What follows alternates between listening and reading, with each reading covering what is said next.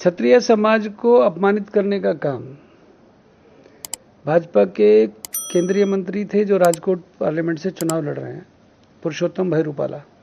उन्होंने क्षत्रिय समाज की बहन बेटियों के खिलाफ अभद्र टिप्पणी की।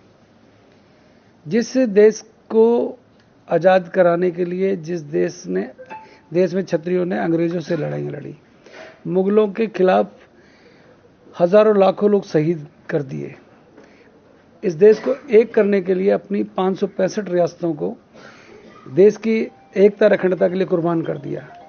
आज उसी कौम के बारे में वो लोग टिप्पणी कर रहे हैं जो केवल मात्र इस सरकार में कुछ दिन से मंत्री हैं। क्या वो मंत्री ये भूल गए कि क्षत्रिय समाज ये महाराणा प्रताप की कौम है, ये भगवान राम के वंशज हैं। जिस भगवान के राम के मंदिर को लेकर ये ढिंढोरा पीट रहे हैं वो हमारे पूर्वज थे।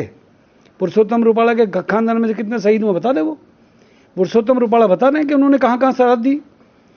नरेंद्र भाई मोदी का हम सब सम्मान करते हैं, परंतु नरेंद्र भाई मोदी के आप के सरकार में मंत्री हैं और आप कुछ भी बोलेंगे। पुरुषोत्तम रूपाला का पूरे देश के अंदर विरोध हो रहा है और पुरुषोत्तम रूपाला ने माफी मांगी है, परंतु हमारा दुख इस बात का है, क्या केवल मात्र पुरुषोत्तम रूपाला के माफी मांगने से मामला खत्म हो जाएगा? क्या भारतीय जनता पार्टी के किसी बड़े नेता ने आज तक ये कहा कि भी कोई ये गलत किया है आपने? हमारी मांग ये थी कि भाई इनका टिकट काटा जाए, इनकी जगह किसी को टिकट दो। हमारी इतनी सी बात को मान लिया जाता, हमें कोई दिक्कत नहीं थी, परंतु हमें वहां पर भी अपमानित करना पड़ा। लाखों लाखों लोग सड़कों पर हैं, परंतु किसी के कान पे जू नहीं रेंग रही। कल बराड़ा के अंदर, अंबाला के अंदर मेरे को क्षत्रिय समाज ने बुलाया, मुझे पूछा कि बोलो पहले कौम है या पहले राजनीतिक दल है? साहब मेरे लिए पहले हिंदुस्तान है, उसके बाद मेरे कौम है जिस कौम के अंदर मैंने जन्म लिया है। मेरी रगों में क्षत्रिय समाज का खून है साहब। मैं कैसे चुप हो जाता? मेरे समाज ने कहा इस्तीफा। मैंने कहा मुझे कंधे पर लेके जाओगे? मेरे समाज ने कहा कि इस्तीफा दो। मैंने समाज से पूछकर 12,000 लोगों के बीच में खड़े होकर साइन किए।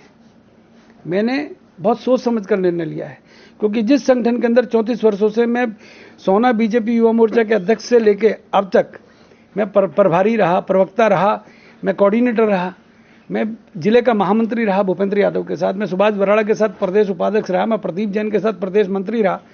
मेरी 34 साल की तपस्या को भंग करने का काम कौन लोग कर रहे हैं?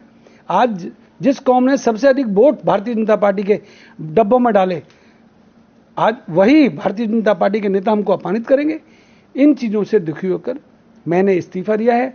मुझे जेपी नड्डा साहब से एक बात जरूर कहूंगा, नड्डा साहब, मैंने भारतीय जनता युवा मोर्चे में और अखिल भारतीय विद्यार्थी परिषद में आपके और आपकी धर्मपत्नी मल्लिका नड्डा जी के साथ काम किया है। हमको अपमानित करने का काम ना करें। आपने जो कहा हमने माना। 34 साल हमने अपने परिवार को नहीं देखा, अपने बच्चों को नहीं देखा। हम किसान के फौजी के बेटे हैं, हम लोगों ने अपने परिवार की तरफ झांक के नहीं देखा। 34 साल आपकी पार्टी को दे दिया। 10 वर्ष की आयु में राष्ट्रीय स्वयं संघ का स्वयंसेवक बन गया। हमें क्या मिला? अपमान।